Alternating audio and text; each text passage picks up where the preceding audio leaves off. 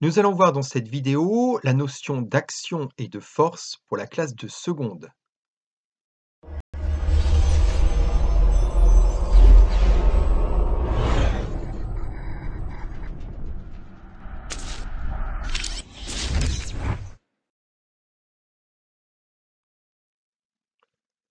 Nous allons voir dans un premier temps la notion d'action mécanique. Le système étudié est ici un ballon. Ce ballon est immobile, on peut dire qu'il est au repos. Un système extérieur peut exercer une action mécanique sur le système étudié, si bien que celui-ci se met en mouvement.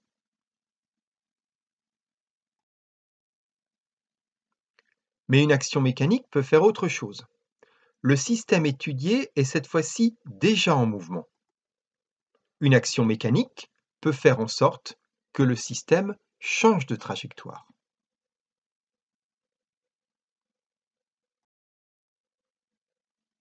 Enfin, une action mécanique peut faire une troisième chose, elle peut déformer le système.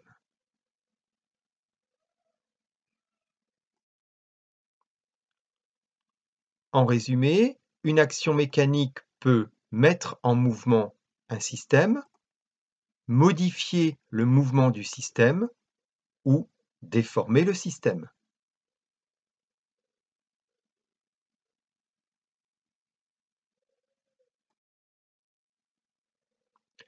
La modélisation, la représentation d'une action mécanique se fait par une force, qui est un vecteur.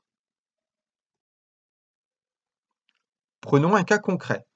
Nous allons étudier ici le ballon. Que va faire Julie dans quelques dixièmes de seconde? Avec sa main, elle va venir taper contre le ballon. Nous allons représenter l'action mécanique de la main de Julie sur le ballon par un vecteur.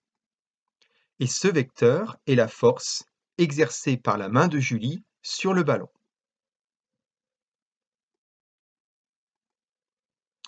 Pour simplifier, nous allons représenter le ballon par une simple croix. Nous avons ici la représentation de la force exercée par la main de Julie sur le ballon. Maintenant, comment caractériser cette force? Eh bien, cette force a une direction, c'est-à-dire la droite par laquelle passe le vecteur. Cette force a un sens pour indiquer dans quel sens la main va exercer la force sur le ballon. Ici, elle va l'exercer de la gauche vers la droite. Et puis bien sûr, cette force va avoir une certaine intensité. Et cette intensité va être donnée en newton, c'est la valeur de la force, c'est-à-dire si Julie va taper fort ou non sur le ballon.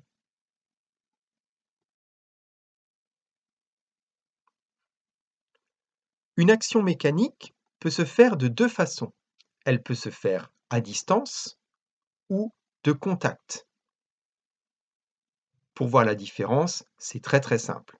Vous êtes tous amusés avec deux aimants où vous avez mis par exemple les deux pôles sud en face. Quand vous poussez un aimant, l'autre aimant est repoussé. Donc on a bien l'aimant 1 qui fait une action mécanique sur l'aimant 2 puisqu'ils le mettent en mouvement. Et pourtant, les deux systèmes ne se touchent pas. C'est bien sûr une action mécanique à distance.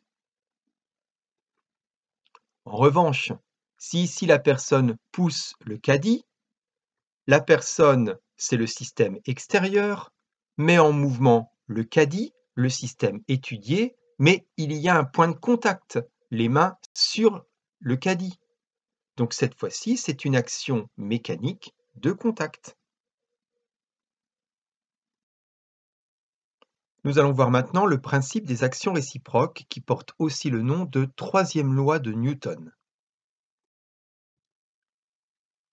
Ce principe peut se résumer ainsi. Si tu tapes fort sur le ballon, alors le ballon tape fort sur ton pied. Voici le point de contact entre le ballon et le pied. On a deux systèmes qui vont interagir, le système ballon et le système pied. Donc, si le système pied agit sur le ballon, forcément, le système ballon agit sur le pied. Faites bien attention à la notation. Ici, je représente la force du pied sur le ballon. Ce que vous devez retenir, c'est que lorsque deux systèmes A et B interagissent, ils exercent des forces opposées. Donc par exemple, si vous avez un système B qui exerce une force sur un système A, d'après le principe des actions réciproques, automatiquement, il y a une force exercée par le système A sur le système B. Et ces forces ont la même direction, c'est-à-dire qu'elles passent par la même droite. En revanche, les vecteurs ont un sens opposé. Et très important également, les deux forces ont la même intensité en newton. Les vecteurs ont la même longueur, la même norme. Prenons un cas concret. Nous avons ici une cavalière qui est sur son cheval. Donc, bien sûr, la cavalière exerce une force sur le cheval. Automatiquement, le cheval exerce une force sur la cavalière. Et les deux flèches sont dans un sens opposé. Mais attention, si la cavalière exerce une force de 600 newtons sur le cheval, vous allez dire que le cheval exerce une force de 600 newtons sur la cavalière, puisque la valeur en newtons, c'est la longueur de la flèche. Ça n'a pas de lien avec le sens de la flèche. Donc vous dites bien que les vecteurs sont opposés. Il y en a un qui est vers le haut, l'autre vers le bas. En revanche, les deux flèches ont la même longueur, la même norme, c'est la valeur de la force en newton. Enfin, pour terminer, nous allons voir 4 types de forces. Il existe des forces dites d'interaction gravitationnelle. Donc en fait, si vous avez une pomme qui est sur un pommier et qu'elle se détache, elle tombe par terre. Conclusion, ça veut dire que la pomme est attirée par la terre. Et ce que je vais vous dire là va peut-être beaucoup vous étonner. En fait, si sur une table vous posez une bouteille et un verre, les deux sont séparés de la distance d, le verre exerce une force sur la bouteille et d'après le principe des actions réciproques, la bouteille exerce la même force sur le verre. L'intensité de ces deux forces est donnée par cette formule. Et c'est Newton qui a trouvé ça. Mais bien sûr, nous, quand on met une bouteille et un verre sur une table, on ne voit pas les deux se rapprocher. C'est tout simplement que ces forces sont très très faibles. Tout simplement parce que la masse de la bouteille et la masse du verre font, d'après la formule de Newton, que l'intensité de la force a une valeur ridicule. Donc c'est imperceptible dans la vie de tous les jours. En revanche, si on prend des systèmes qui ont des masses beaucoup plus importantes, là c'est complètement différent. Prenons la Terre et la Lune, qui sont séparés de la distance d. On a deux objets, entre guillemets, qui ont des masses et qui sont séparés d'une certaine distance. Automatiquement, d'après Newton, il y a une force qui s'exerce d'un objet sur l'autre. Donc ici, nous avons représenté la force d'attraction de la Terre sur la Lune. Principe des actions réciproques est généré obligatoirement une autre force qui est celle d'attraction de la Lune sur la Terre. Ces deux forces passent par la même droite, elles ont donc la même direction. En revanche, le principe des actions réciproques nous dit que les deux vecteurs sont dans un sens opposé. Ces deux forces ont la même valeur, la même intensité, et la valeur de la force est donnée par la formule de Newton, grand G, multiplié par la masse de la Terre, multiplié par la masse de la Lune, divisé par la distance au carré entre la Terre et la Lune. Grand G est une constante qui s'appelle la constante de gravitation.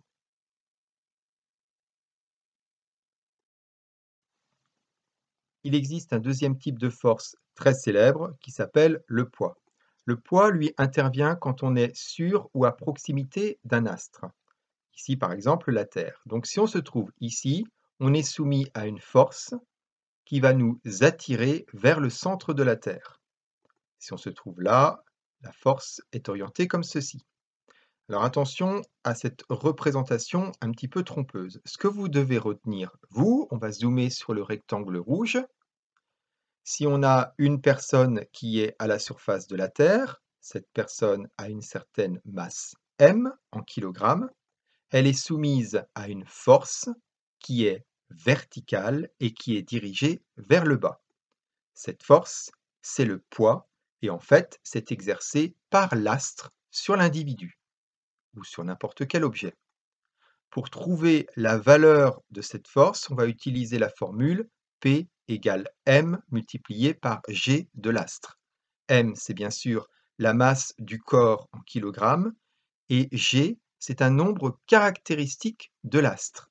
Par exemple, pour la Terre, g vaut 10 newtons kilogramme moins 1. Ce g, en fait, dépend de la taille de la masse de la planète. Donc, la Lune étant plus petite, g de la Lune, c'est 6 fois moins que le g de la Terre, 1,6 newton kilogramme moins 1.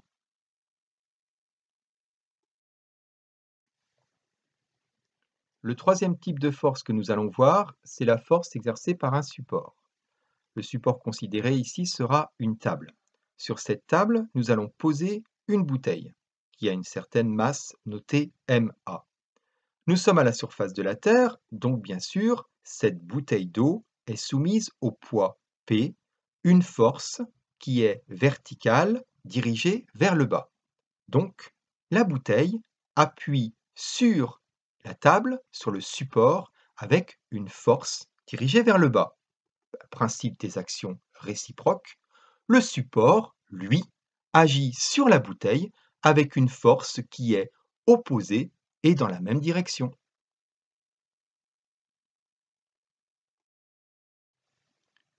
Mais faites bien attention à cette configuration qui est un piège.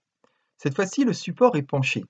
Et sur le support, on a posé une bouteille d'eau qui tient toute seule, donc la bouteille est immobile. Donc si je vous demande de dessiner la réaction du support sur la bouteille, peut-être que certains seraient tentés de me dessiner ceci. Ça ne va pas. Regardez bien. La bouteille, elle est à la surface de la Terre, elle est donc soumise au poids. Le poids, lui, c'est toujours une force qui est verticale, dirigée vers le bas. Ça, c'est la force qu'exerce la bouteille sur le support. Principe des actions réciproques, il y a une force qui a la même direction et qui est opposée à la première. Donc si on est dans la même direction, la réaction du support sur la bouteille, c'est une force verticale dirigée vers le haut.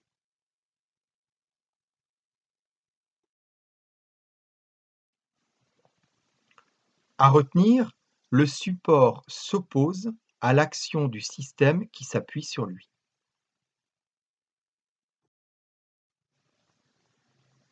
Ben, encore heureux que le support s'oppose à l'action du système qui s'appuie sur lui. Imaginez par exemple que la bouteille ne soit soumise qu'à son poids et que le support n'agisse pas sur la bouteille. Bah, dès qu'on poserait une bouteille sur la table, elle passerait à travers. Heureusement que la table la retient.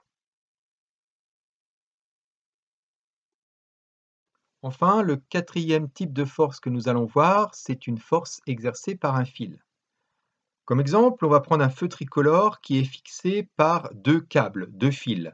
Ce genre d'installation est encore très répandu aux États-Unis en fait. Donc, bien sûr, ce feu tricolore, puisqu'on est à la surface de la Terre, il est soumis à une force qui s'appelle le poids et qui est une force verticale dirigée vers le bas. Mais s'il n'y avait que le poids P, eh bien, le feu se casserait la figure, il serait attiré vers le sol. Donc, bien sûr, le fil numéro 2, lui, exerce une force qui est orientée comme ceci. Le fil numéro 1 exerce une autre force orientée comme cela. Donc, à retenir, la force exercée par le fil sur l'objet suit le fil. Maintenant, dans quel sens est dirigée cette force? Eh bien, elle est dirigée de l'objet vers le fil. Voilà tout ce qu'il faut retenir. Et vous comprenez, en regardant ce schéma des forces, pourquoi le feu ne se casse pas la figure, malgré le poids, parce qu'il y a deux forces qui compensent le poids qui, lui, est dirigé vers le bas. Nous allons faire maintenant un petit test formatif de 10 questions. Dès que la question est posée, n'hésite pas à faire pause sur la vidéo afin de te laisser du temps pour trouver la réponse.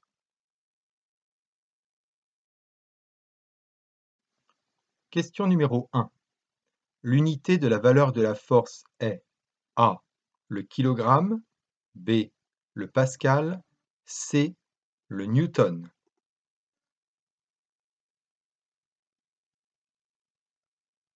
L'unité d'une force est le newton. Réponse C.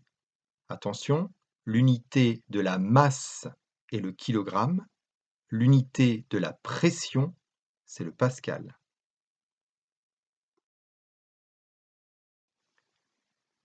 Question numéro 2. Est-il possible qu'une action mécanique se fasse sans toucher le système? A. Oui. B. Non.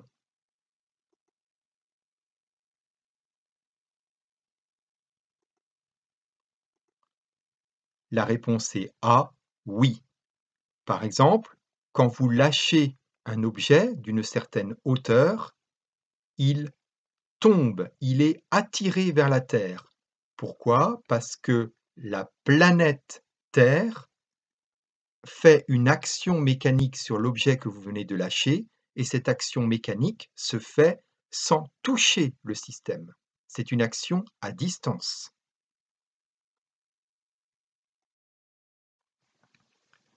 Question numéro 3. La force exercée par le pied du footballeur sur le ballon se note A. F pied/ballon, B. F ballon/pied.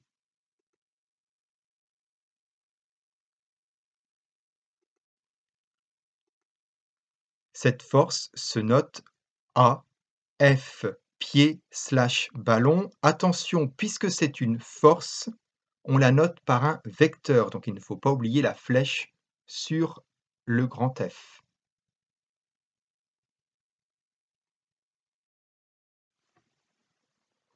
Question numéro 4. Vecteur F de A sur B égale moins vecteur F de B sur A implique que les forces ont A, même direction, B, même sens, C, même norme. On doit cocher là ou les bonnes réponses.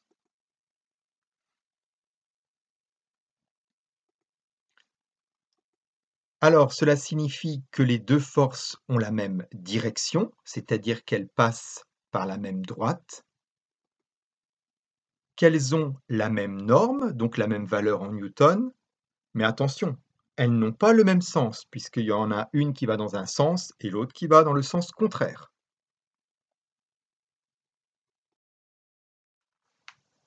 Question numéro 5. Indiquez la ou les actions suivantes qui sont à distance. A. L'action du pied sur un ballon. B. L'action de la Terre sur la Lune. C. L'action du vent sur une planche à voile.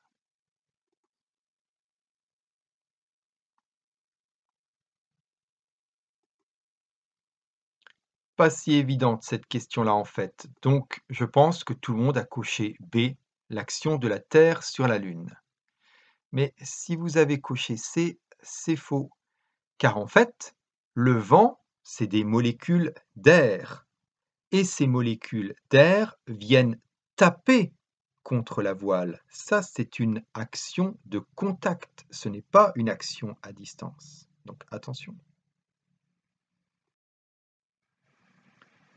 Question numéro 6. Pour qu'une fusée décolle et aille dans l'espace, il faut qu'elle s'oppose à la force gravitationnelle que la Terre exerce sur elle.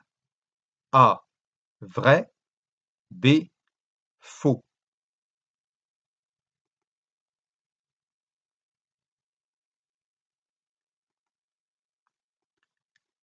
La réponse est A. Vrai. En fait, il faut que la fusée arrive à s'opposer au poids qui s'applique sur elle, à la force gravitationnelle donc de la Terre sur cette fusée.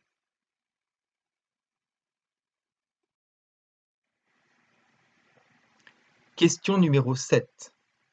On représente toujours une force par A. Une droite, B. Un vecteur, C. Un segment.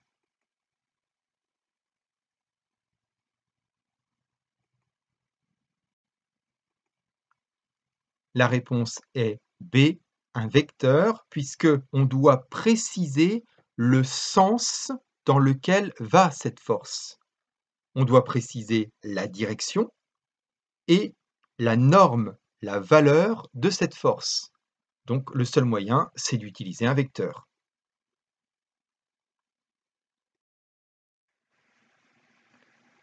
Question numéro 8. La cavalière exerce sur le cheval une force de 600 newtons. Quelle flèche représente cette force? A. La flèche rouge. B. La flèche bleue.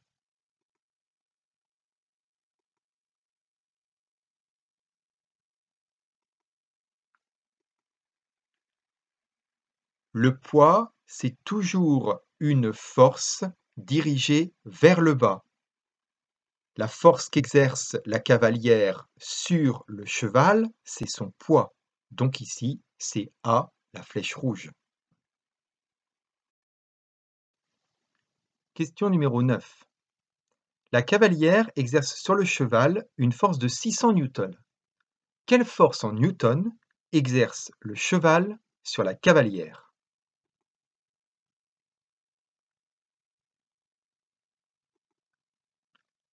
Principe des actions réciproques. Voici la force exercée par le cheval sur la cavalière. La force a un sens contraire, une même direction et une même norme. Donc, le cheval va exercer sur la cavalière une force de 600 newtons.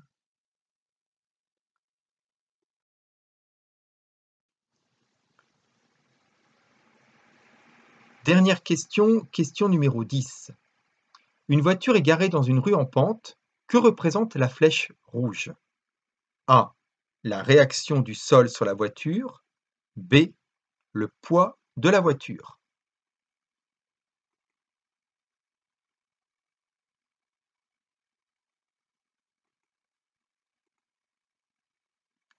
La flèche bleue représente la réaction du sol sur la voiture. C'est le principe des actions réciproques, puisque la flèche rouge représente le poids. Le poids, c'est une force qui est verticale et qui est dirigée vers le bas. Donc, bonne réponse, B, la flèche rouge représentait le poids de la voiture.